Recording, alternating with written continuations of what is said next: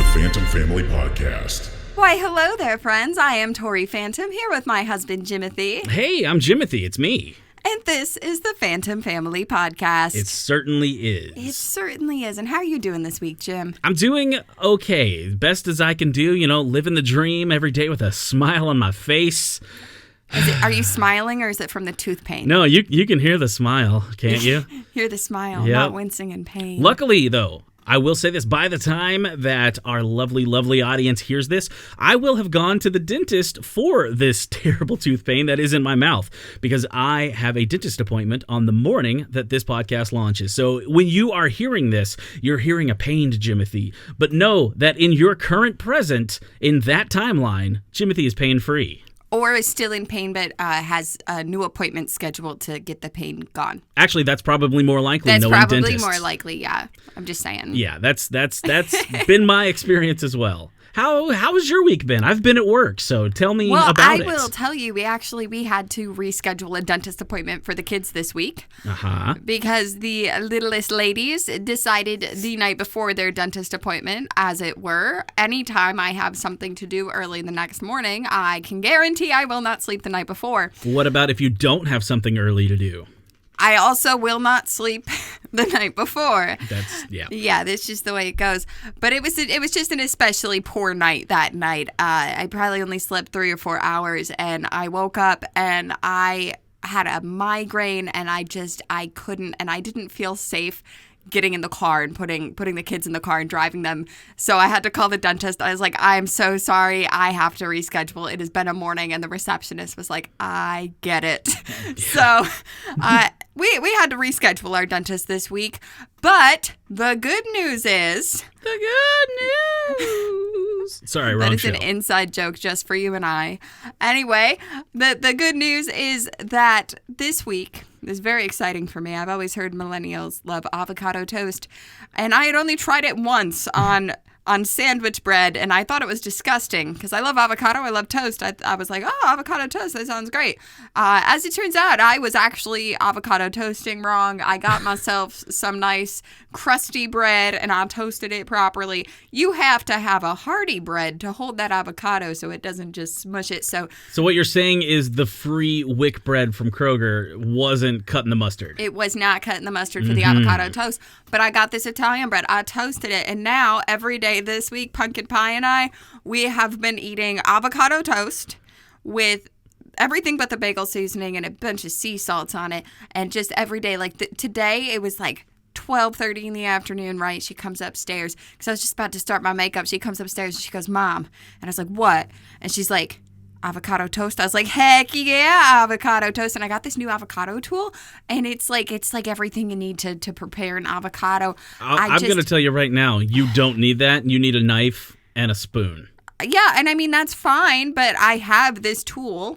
So it turned out it actually worked really well, and it got the pit out without any risk of avocado thumb. That is fantastic. I was very excited about the avocado toast. And I have several more avocados, so we can continue doing this throughout the week. You and your bougie lunches. You know how I get. It's like every few months I'm like, this is the only thing I'm going to eat. Yeah, it used to be chicken fries. The chicken fry wraps that I was really hooked on. And then one day I was like, this isn't good anymore. And then I was eating cheese and bacon on a brioche bun for a while. And now I'm on avocado toast. What my next food interest will be is unbeknownst to me, but I'll be sure to keep you all informed. I'm sure everyone is really interested in my daily lunches. I am certain everyone cares about your lunch habits. Yeah, for sure. So, Jim, you ready to talk about your feelings? What? No, I'm not. This isn't a therapy class, is it? Did you not read the show notes? We have notes? I sent it to you. Did you send it to me, or did you send it to my computer? Because those are different people. I'm not my computer. You said it. You know what, Jim? We're talking about our feelings this week. Not just our feelings, everyone's feelings. Your favorite thing to talk about. I don't talk about feelings unless it's while I'm recording this show and then I accidentally trauma dump on everyone. We love a good trauma dump. We do. We do. We love it. But let's unpack that. I don't want to. It's in a piece of luggage. It's tucked in my soul bed, and I don't plan on unpacking that. Carry on now, baby. I don't have all this luggage, baggage, whatever. I don't go to the airport either way. Well, all I'm saying is that it's time to talk about our feelings. Are you excited? Again, you've asked me 3 times now. I still am not. I am looking for enthusiasm, Jimothy. I don't talk about feelings. I wrote a whole song about it once. These people don't know that. You probably don't either. You wrote a song, and it was called I Don't Talk About My Feelings, where you proceeded to very in-depth talk about your feelings. That's how I talk about my feelings, through my music. All right. Should we have a Jimothy song break coming up soon? We definitely won't. Okay. Absolutely I would like not. it. I wanted to talk this week about kids having feelings, how we handle our kids' feelings, and how we handle our own feelings when it comes to our children. That's very meta.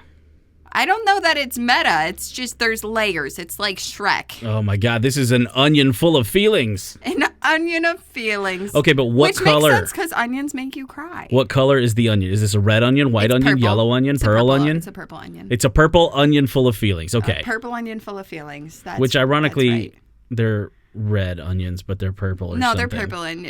Are they called red onions? I don't understand onion science. Let's just talk about the feelings. I know a little bit about that.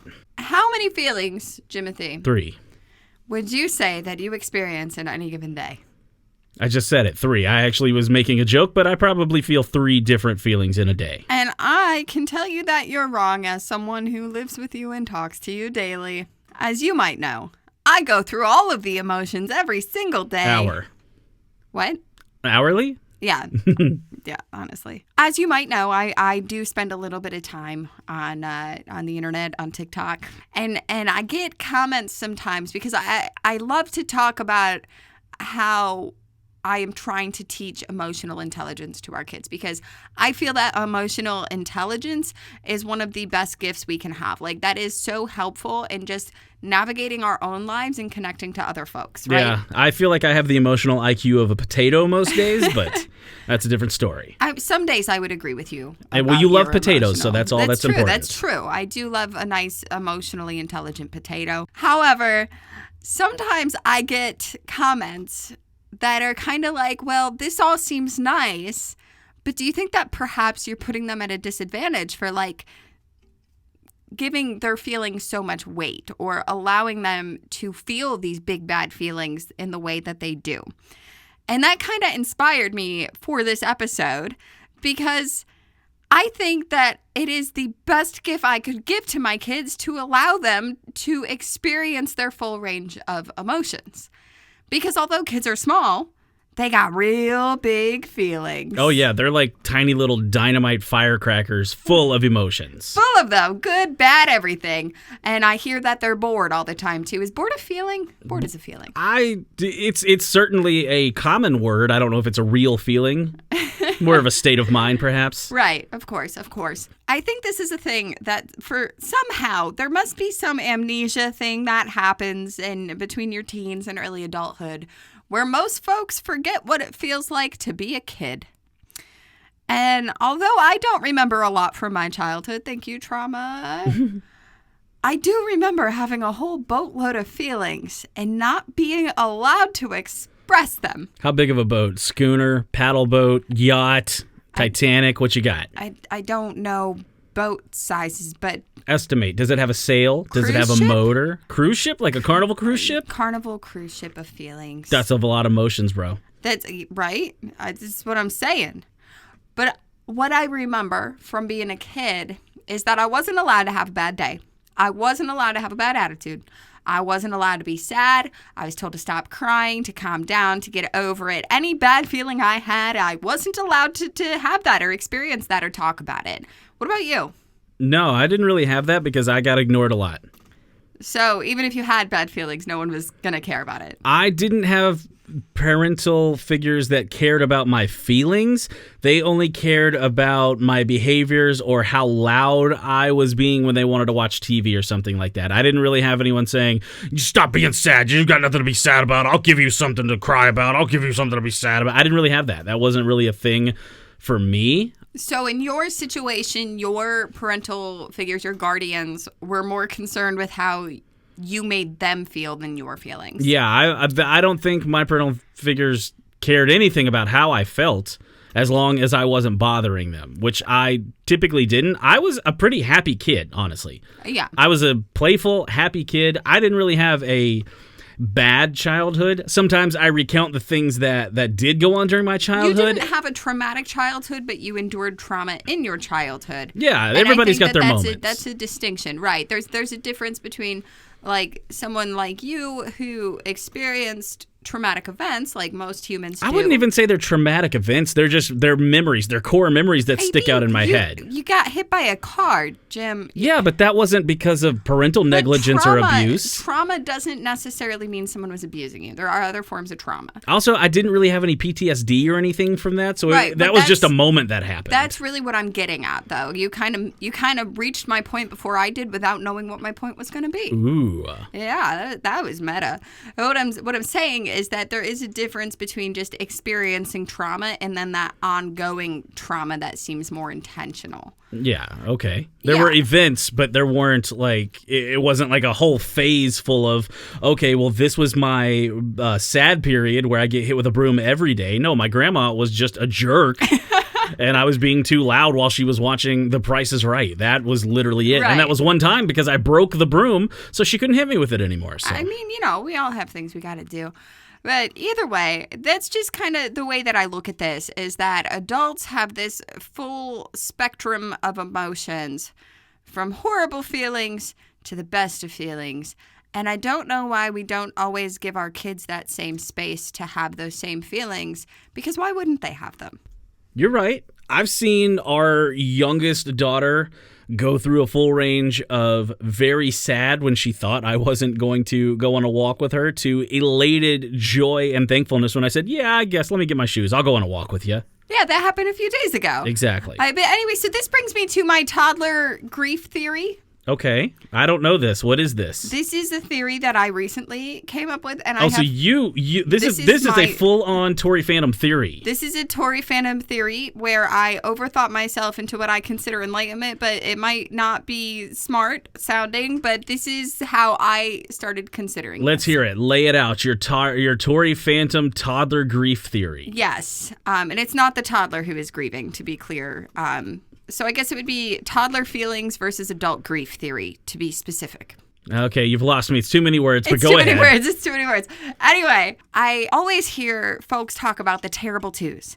The terrible twos, they're so terrible because these kids are monsters. So terrible. They're so terrible. And I get it. I get it. I've had 3 toddlers, and it is a very hard time. However, for me, being able to handle the terrible twos was to stop thinking of them as terrible and to instead empathize with a 2-year-old. Have you ever done that? No.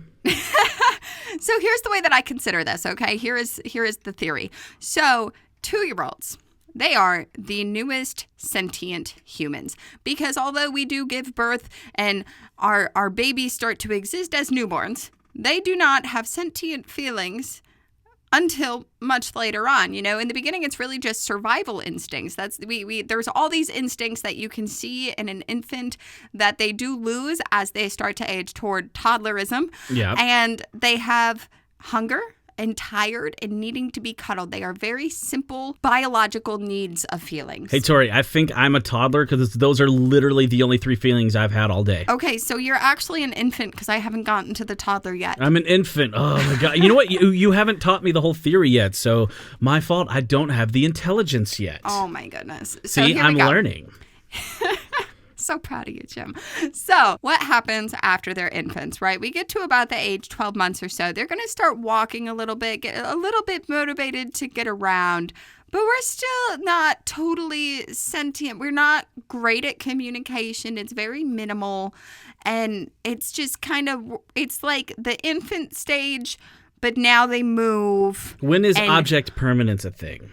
I don't have a chart in front of me, Timothy. You've had 3 babies. You should know this. I used to know all of this, but I'm out of the baby phase, honestly. I was going to say, when do the babies start recognizing that they are not part of mom? Because honestly, I don't think our kids even know that yet. So this is kind of the thing. So as they start to age, between 1 and 2, there is a huge amount of development that happens there. And so when I have friends and stuff, they have new babies or they have young ones, and they ask me for advice. And I said, well, my kid is 1 or my kid is 2. I say early 1 or late 1. Early 2 or late 2. Yeah, are they 13 months or are they 23 months? Exactly, because the difference between a 13-month-old and a 23-month-old child is astronomical. And so when we say 2, what side of 2 are we at? What side of 1 are we at? And so the terrible twos really start happening as the child is getting closer to 2 and probably into 3, and then there's the term 3-nager or whatever. 3-nager is my favorite degrading term for a child. That's my favorite one. It's because of the sass and the angst. It very well could be. Back to the toddler theory, Timothy. All right, let's you go. Keep distracting me. So what happens as these children start to get into toddlerdom, right? Now they are their own person, but they're still not great at communication. And they are just learning everything. Everything. It's all new. Everything is new. So everything they see is new. All of the colors are new. Because remember, too, when they're infants, their vision isn't where it's supposed to be yet. There's a Tool song. Yes, I know. Of course there is. There is. Yeah, it's called Lateral. It starts out with the lyrics say, black, then white are all I see in my infancy. Red and yellow then came to be, reaching out to me and let me see. So it kind of starts out like those are the colors that the toddlers and babies can see. I don't know if that's actual science or not. I feel like I read somewhere that it was. They don't see black and white. But infants, their vision is very blurry. So when a baby is born, they can only see about 6 inches in front of them. When the baby's in the womb, can't see anything. It's black. Then the white light of the world blinds them, and they come out, and then they see the red and yellow. Like every Fisher Price toy I've ever seen was red and yellow. Maybe that could be it, but it's definitely when a baby is born, they say the baby can really only see about 6 inches in front of them, and so then their vision starts to develop, and now they're feeling feelings, and so everything is new to them, right? We have everything has a sound, everything has a texture, everything has a color, everything is exciting, and now that 2-year-old can run around the house and get to it all. But what is happening behind that 2-year-old, Timothy? What is behind that 2-year-old is mom scooting along chasing it. Exactly. And so now we have these meltdowns because this toddler is so excited because now all of these things in my world are new and I want to experience them all. But now mom is stopping me. And so what else is new to the toddler at that time? Correction, rules, guidelines. Feelings. That's what I said. Feelings. Those are new feelings for a toddler. They before they really became into that space in the terrible twos. Terrible. They're so terrible. They're so cute. There's definitely moments. I don't want to dismiss anybody who's struggling in the terrible twos. I get it. The twos are terrible for you, Mom. We understand and we empathize with you. We empathize with it. It is a very hard time.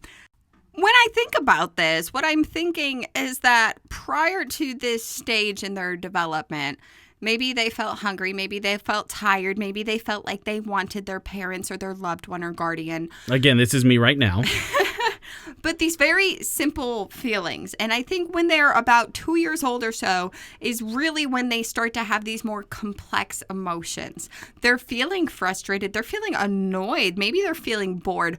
Or jealous. Suddenly, honestly, yes. Jealousy is a thing that happens. Jealousy is a huge thing. Separation anxiety. That and watching these 3 sisters together, jealousy is a very big feeling in this house. And so that's what's happening at 2 years old. Suddenly these little kids are experiencing these big emotions, but every single one of their emotions is new. So not only is the whole world new to them, but all of their feelings are too. Can you imagine how overwhelming that would be? Yes, everything outside of your brain is new, but also all the things inside your brain, also very new feelings. That's got to feel terrifying. Right. So now do you want to hear how this is the toddler grief theory? Tell me the toddler grief theory. Lay it out. So toddler feelings versus adult grief. I don't know when the first time you experienced true grief was, Jim.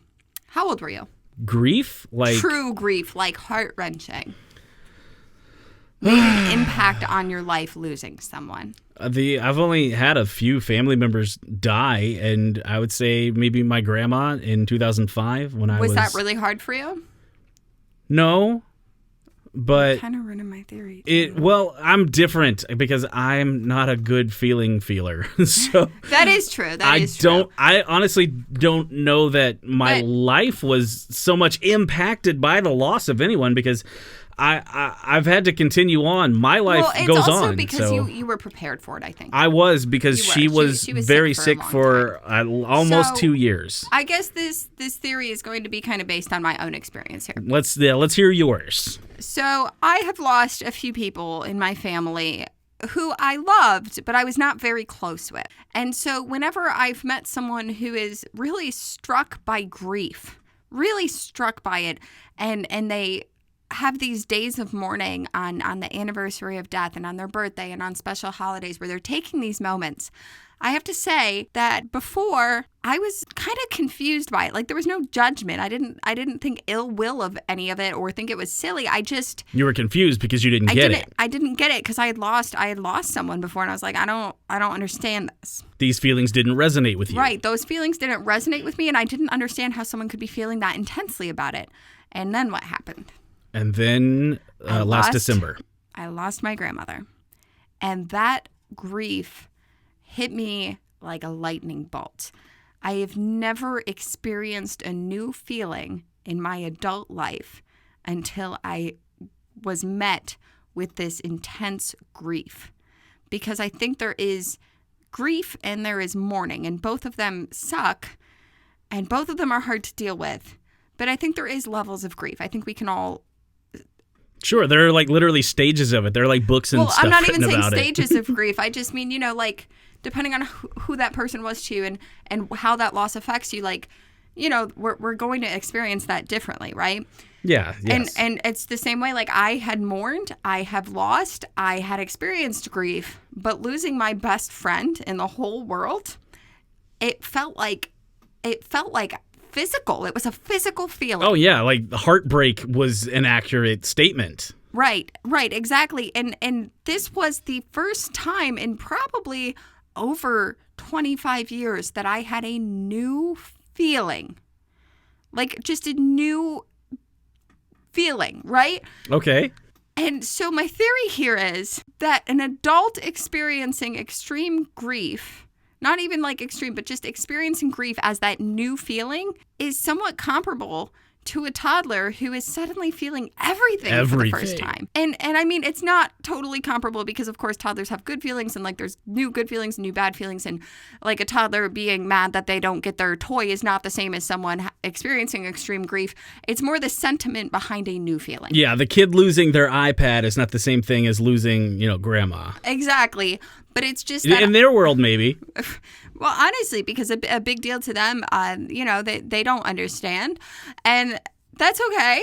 But that's really my toddler grief theory, is that an adult who experiences grief for the first time, that experience of having a new intense feeling is kind of what a toddler is experiencing about every single feeling, good and bad. It's very intense for them. That's why I think they're such intense little individuals. Yes, that's true. But here's the thing about whether it's the adult having the feeling or the little toddlers learning it all brand new for the first time. It's okay to feel these feelings. It's okay to have reasons behind these feelings. If you've got a reason why you're mad at something and you can explain it and you can say, this is why I'm mad. I have periods where I get unreasonably angry about things that don't matter. Usually not about people or things that I'm like, it's usually when you're overheated. Usually when I'm overheated, it's literally like, who left my sock in the floor that I stepped on? Stuff like that. And it was like literally I did the thing to myself, and then future me was angry about what past me's actions. And can I also throw in that it is also valid to experience bad feelings without having a reason? It's just called a bad day. Like sometimes you just wake up on the wrong side of the bed, you're in a bad mood. That's true. But there are the things. There's the saying, if sometimes you get on the bus and you go to work and you meet a jerk, and that's fine. Sometimes you just meet a jerk. But on the days where everybody that you meet is a jerk, maybe you're the jerk. And that is absolutely valid. But I just think, like, when I'm thinking about experiencing feelings, right? And because this is the thing in the way that I handle big bad feelings with our kids. That huff and puff and blow the wolf down. I know that you are similar with it. Like, if our 3-year-old comes to us, I'm so angry at you. I'm like, good job telling me how you feel. It's okay that you're mad at me. I understand. Which doesn't make her feel better? No, it doesn't. But it's like, and I mean, I don't say it in a patronizing tone. No, it's totally like validating it. Like, it is okay that you're mad at me. And because that's the thing, like we were talking about earlier with this idea that like especially how I grew up, where it was like you weren't allowed to have these feelings. And it wasn't even like toxic positivity because I lived in such a negative household. But what I am trying to avoid is toxic positivity. If my kid is crying, I don't want to tell them don't cry. I'm like, this sucks. Like, let's validate that, right? Like, let's validate that crappy feeling. And it's the same thing. You're mad. All right, tell me about it. What are you mad about? How can I help? Like, do you want me to help? And so what my goal is not to minimize their ability to express these emotions, but to help them figure out what that feeling is for them and what they should do with it.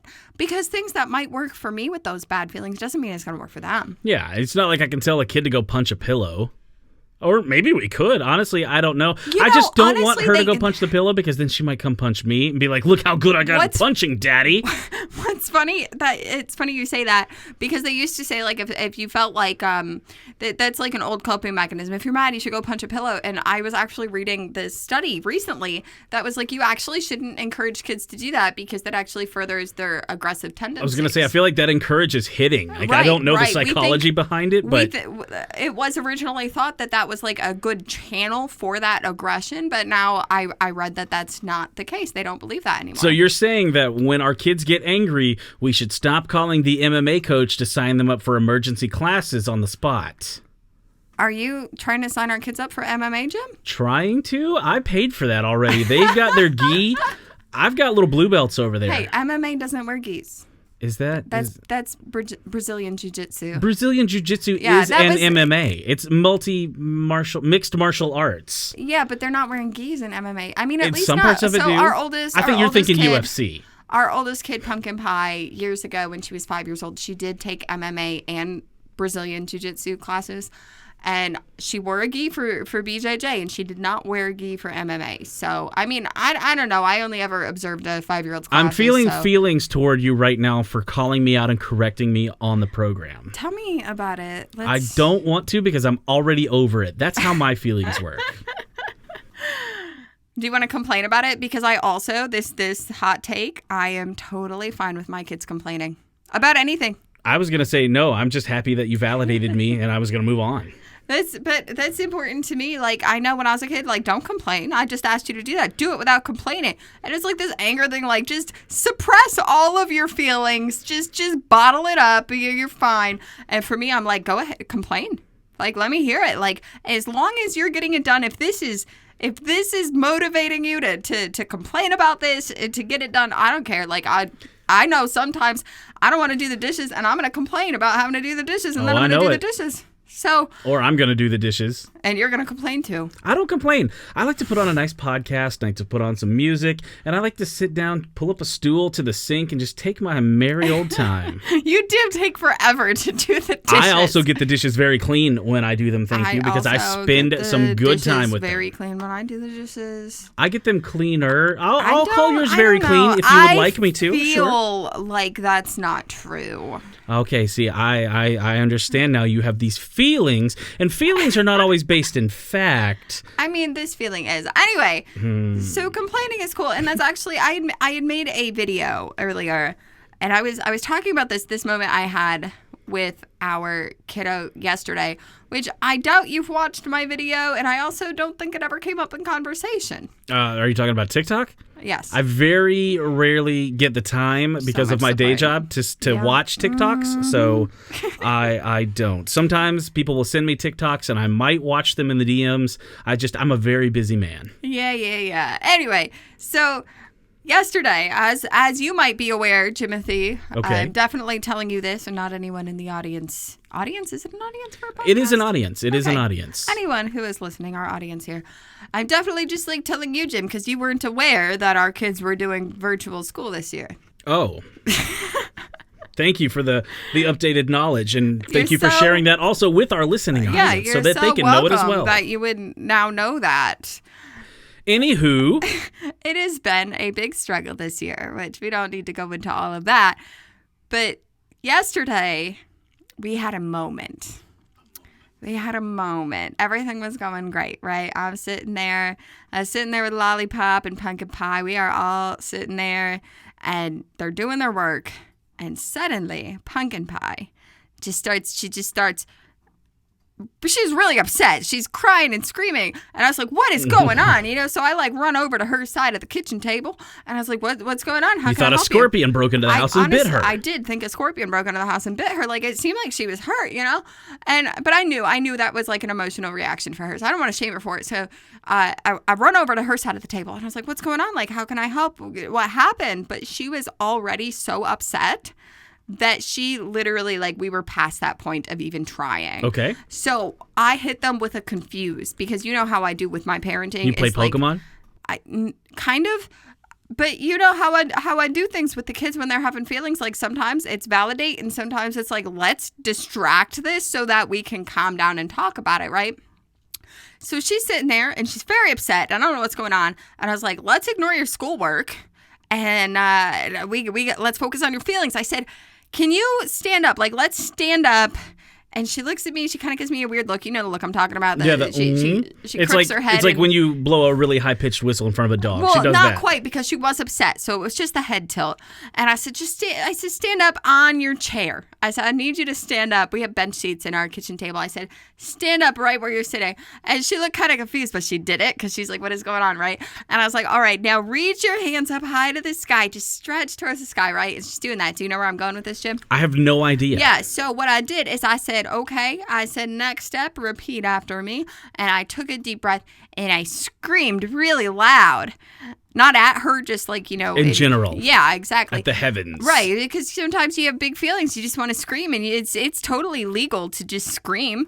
So I screamed, and she kind of laughed, right? And she kind of does it, but then, Pumpkin Pie not Pumpkin Pie, I'm talking about Squirrely Girl and Beanie Baby. They noticed that. Are these even people anymore? You're just saying words.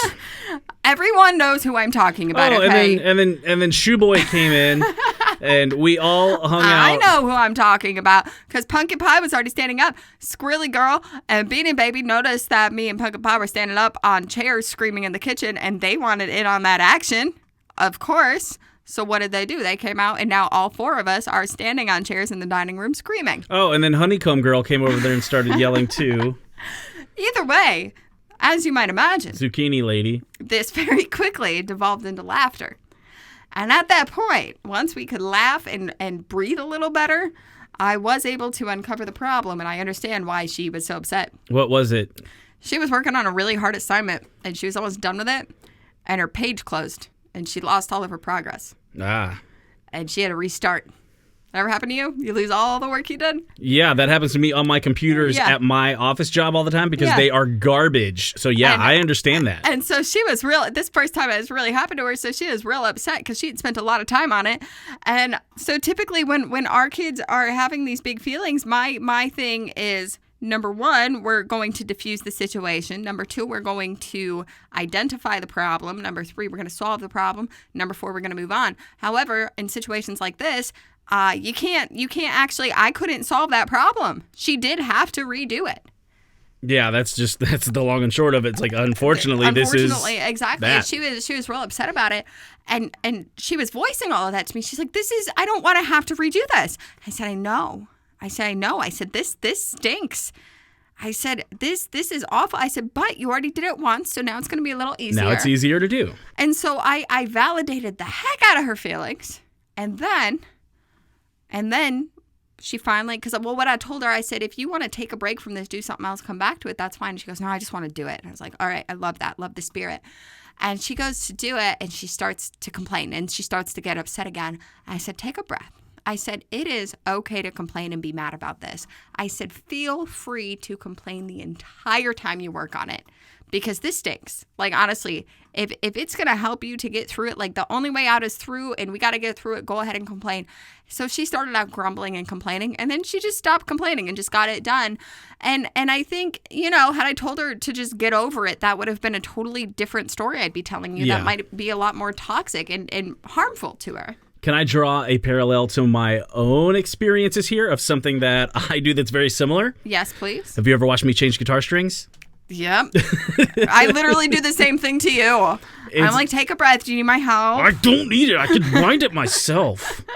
I hate changing guitar strings, but I also love it because it's a cathartic experience. It feels good once you have brand new guitar strings on there. I've never gotten angry changing guitar strings. I bleed. Like, I don't every understand time. your feeling, but it's valid. I bleed every time I do it. I prick my fingers. Doing it better? I have tried. I've looked at YouTube videos on how to do it better, and I am still a garbage guitar tech. That's all it comes. I want to play it. I'll teach you. You can't teach me. I don't believe you. You can change the strings without cutting yourself, but you do a very poor winding job. I don't like the way it looks. Well, that's the only thing. That's my critique for you. It stays in tune. It matters how it looks. It does to me. It stays in tune. It plays well. But that's how I hurt myself because I'm perfectionist. Because the tuning peg looks a little lumpy. I don't want it to be sloppy. I mean, that's fine. I want it to be a nice wrap. And you know what, Jim? That's a valid feeling. It is. It is. It's just a cosmetic thing, but it's how I want my guitar strings to look. And I can't do it myself without hurting myself. And I still hurt myself and they still look ugly. So I think, honestly, like, this is just kind of like, even in this little silly interaction, this kind of just goes to show how we handle validating feelings in our house. Like, it doesn't matter what your negative feeling is. If you come and tell me it, I'm here for you, babe. I don't know what's going on in Roblox, but if it's upsetting you, I'll listen to it. Like, if you need to talk to somebody, I am here to listen. And I know some folks are like, well, don't you think that maybe this might be bad for them to tell them it's okay to complain? But I think letting your kid complain is a great thing you can do for them because they're not going to feel bad about feeling bad. The way that I was raised, I wasn't allowed to show feelings. I had to bottle it all up, and it turned into this toxic thing where whenever I couldn't hold it all in and I felt myself complaining or talking to people about my feelings, suddenly I'm apologizing for having feelings. And that's not good, friends. No, you shouldn't apologize for having feelings. You shouldn't apologize for having feelings. And for me, anytime I would express any sort of negative feeling, whether it was about someone or a situation, in any way where I would try to communicate to someone, I'm not feeling good, I would immediately, I'm sorry. Like, I felt like I wasn't allowed to have space to complain and say, I don't feel good right now. And I don't want that for my kids. So is letting them complain going to do that? Well, it's an experiment I'm willing to try because what my parents didn't work. And I want better for my kids. And what I've noticed is giving them this space to tell me I'm angry. I'm frustrated. That's our littlest one. I'm frustrated. But they literally, it's adorable. It is so adorable. But what we do as parents is that we identify our feelings to the highest level of specificity. We don't just say I'm mad. We say I'm frustrated because I'm annoyed because I'm angry at this. I am angry at this, which makes me feel this. So we are literally just like highest level of specificity to determine what those feelings are, because us labeling our feelings is going to help our kids learn what their feelings are.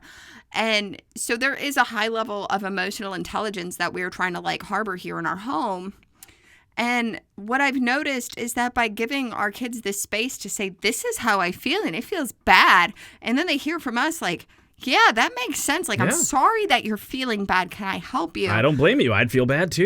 There's no toxic positivity. There's no bad feeling about feeling bad. It's just, this is what I'm feeling right now. And I almost feel like they're able to move on so much more quickly from those negative feelings because like they're just validated and they can handle them. And sometimes they need help handling them. And that's what we're here for. That's what we're here for. We're here to gently guide them into feeling their feelings. I think that's what we are. Is that the gentle parenting? Is that what we do?